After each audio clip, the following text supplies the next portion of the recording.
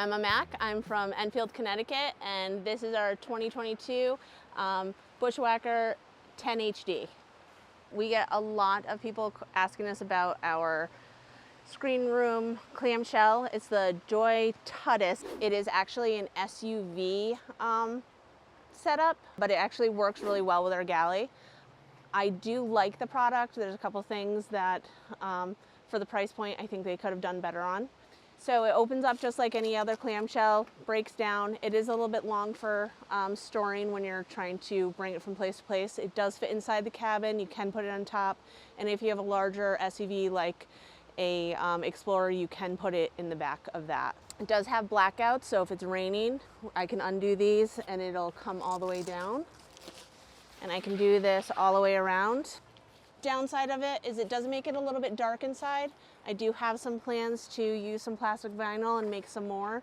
So if it's a daytime and we want to have the sunlight come in, then we can still have that come in, but still protect us from wind and rain.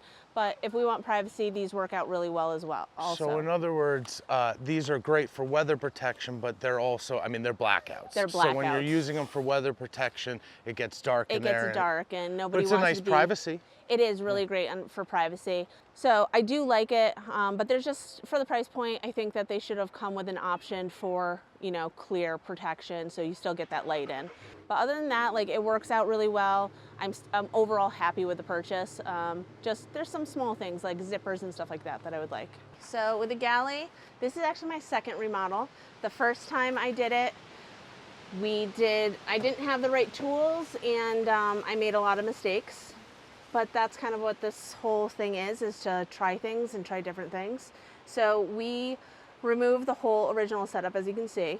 We moved I actually saw this on your channel from your first Bushwhacker Rally, that someone had put it underneath, so we did the same.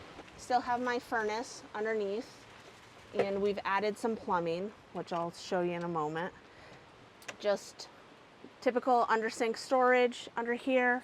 And at the end, made another cabinet with a pull-out drawer and then cooking pots and pans and some fire cooking pans underneath there as well. This is really nice. Everything's really practical. You always need the storage, you always need the drawers, and you did all this work yourself. I did. I did a lot of the work myself, a lot of YouTubing, a lot of checking out your channel, seeing what other people did and what they liked and what worked for them. Are these stick-on? They are stick-on. They look really good. Super easy.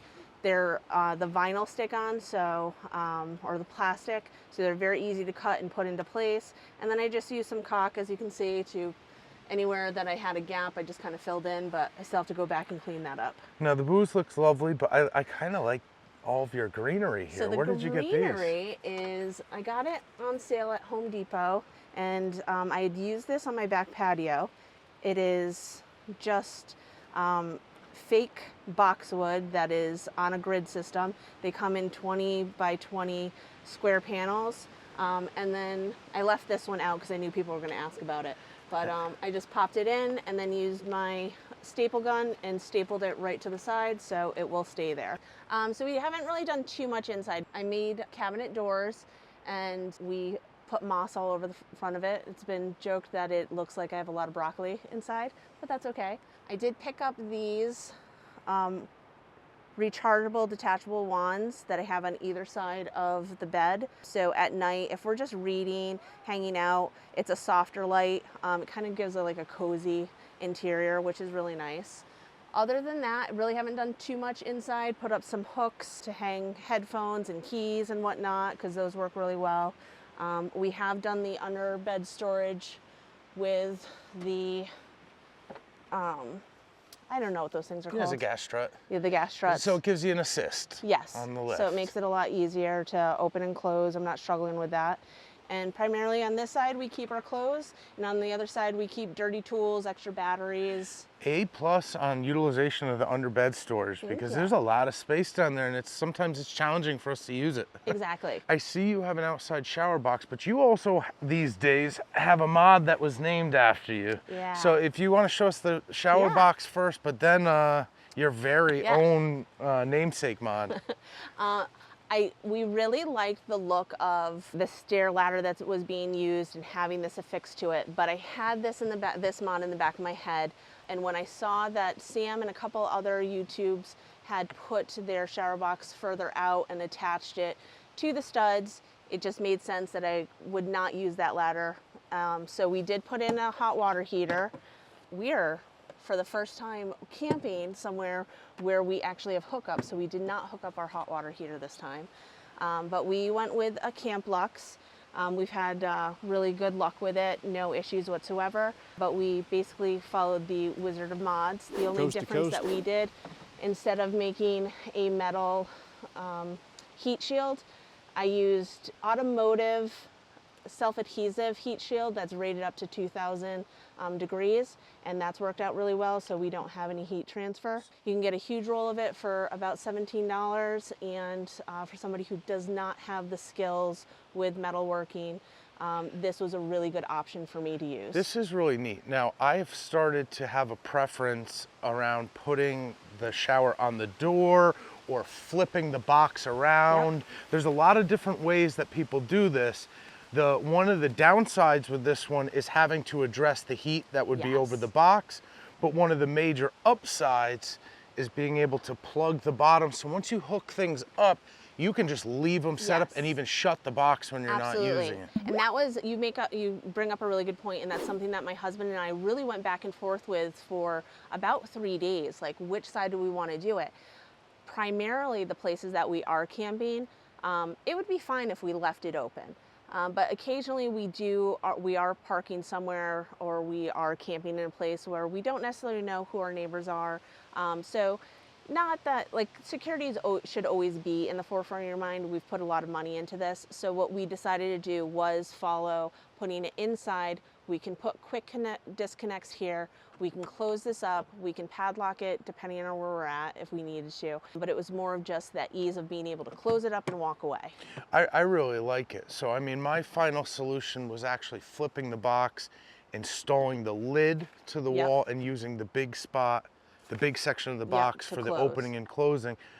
I do like that for a lot of reasons, but the ability to shut the box with the quick connects on, I might be. It's really it's a personal preference, and whatever you're most comfortable with is what you should go with. Well, I'm glad that we've shown people a lot of different options to do this. This is definitely how Sam has gone on to his preference with those, and I'm seeing these pop up all over the country, so it's really cool. Yep. So here is the mod that I came up with. I struggled with this for a couple years. My original thought, and I have it packed up because we weren't going to be using it this weekend. My original thought was to have a door, like an RV storage hatch access door made to fit this opening. But those got pricey. I started talking to people about this customization. It was somewhere upwards of $375 for just the hatch, and that was out of my price point. But I wouldn't let it go, kept in the back of my head tinkering with it, and I checked the Apache boxes, the Apache for 4,800 boxes.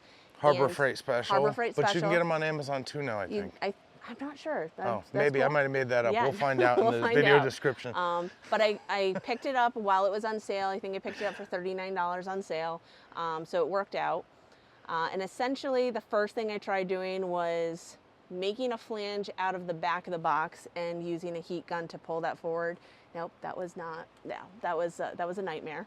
And then we started working with different ways to slide it out. I had tried undermount, side mount, a few different ways, and I just couldn't get the clearance and the right angle to make sure that it would drain properly once it was out. So we're sitting there talking to my husband. He's really good when I start getting frustrated of just talking things out with me. And out of nowhere, I just looked at him and I'm like, why don't we use furniture pads? He's like, what? And I'm like, yeah, I got a piece of plexiglass in the back. What if we just put plexiglass down and use furniture pads? It should slide out no problem. So he was a champ. He helped me for like the last hour of this project, getting everything installed. And essentially that's what we did. So I attached two handles to the screws, and I've got it set up not to be used right now, so. Yeah, so we're not using air conditioning this weekend. I'm sure people can see the wind that's going by and the color of the leaves. We're definitely not using air conditioning, but so it just slides right what up. we've accomplished here is that one of the best ways to get an air conditioner to function on these tiny campers is to get it to replicate what it does in your window at home. Yep. And camper manufacturers have struggled with this. You see them boxed into the front. You've seen them positioned like the FB models or like Tag has done it. They get starved of air, they overheat, they don't work well. So these 10HD models have really been successful in getting the air conditioner to work, but there's normally a little cutout on the side over here, and the majority of the air conditioner exists inside the cabin. Yeah, so if you're in a drier climate, it was working because you don't have that humidity and condensation. Exactly. But for those of us who live in more humid climates, the problem that we were seeing was that water was draining inside, in between the skin and your interior paneling. So we're sealing it up, we're adding flashing. I mean, inherently there's a bunch of problems, but what you've accomplished here is the ability to pull the air conditioner out, get it to work just like it was designed to in a window, but to be able to slide it back in when you're not using it, close it in a watertight way. You've cut the box in half. Now, Sam has done his version of this now, and I'll post a video to that for people who want to follow along. Absolutely. But you get all the royalties, right? Thank you, appreciate that. Yeah, so Sam called me and I was like, yes, make a video, use this. These are the issues I ran into. So Sam's finished product is a much cleaner, much sleeker version of mine. This is the prototype that has all the dings and But this will be the one that ends up in the Bushwhacker Museum. There we go, cool. Okay. That works. So, and then the other thing that's really nice is we essentially made it that on the inside, you just have to take out 2 screws. You can actually remove this during winter camping, and now you have additional storage for your bulkier clothes, additional shoes, or blankets. That you'll run into for those of us who do go. And a drive-through window. And a drive-through window, exactly. We need to try that. We're going to go through a McDonald's. I'm going to sit in the back, and then I'm just going to open this up and grab our food. I love that. So this air conditioner is definitely something that gets people's attention because you've taken something that was their design and got it to work a lot better. But the other thing that I think has gotten people's attention, am I hearing that you bring a spa with you when you go camping? So this started out as a joke, but has become a thing. So the wind's taken it a little bit at the moment, but we do have a spa. My dad has dubbed it the spa. So we have, this is where you can come in. We have a toilet. We have a place to put down your clothes or your shower goods, but you can either use the recycling pump, fill it up with hot water, and then use the recycling pump to continuously reheat the water while you're in, or to get it to the exact temperature that you want.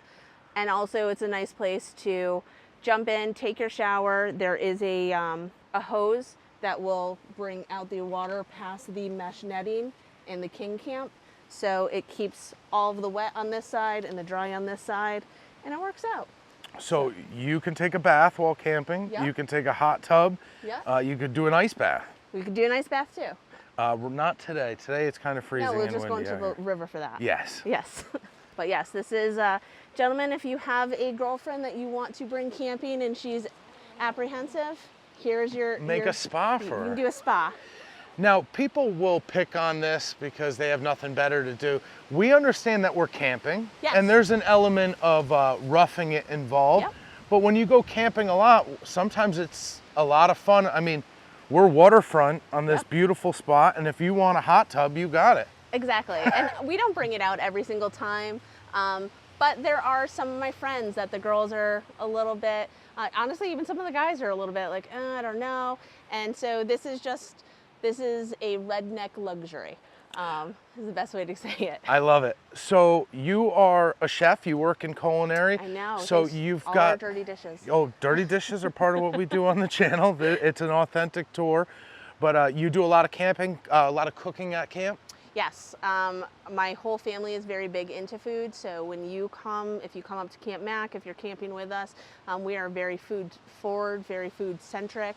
That is a big part of the experience. It's a great way to get everybody to come together, talk about their day, what they did, and just share our memories and create more. So food will always be a big part of what we do. Well, we're up in New England right now, and I got to try her authentic chowder last night. 2 thumbs up. Thank you. So Camp Chef, this we picked up at Costco. It is really great. It's got a high BTU, so we do have some diffusers that we use if we need to bring something down on the temperature, but this tool has been fantastic, whether it is camping, tailgating, working on the tiny camper up in Maine, or just for backyard barbecues. This thing gets busted out and used quite often, and we've had no problem. And this rides in your tow vehicle? Yes, this will go in our tow vehicle if we do bring it. Yep. All right, well, thank you so much for taking the time, helping organize this amazing rally, and it was really great to meet you in person. I've seen you on Facebook for a while. Yes, you too. Thank you. Thank you everyone for watching.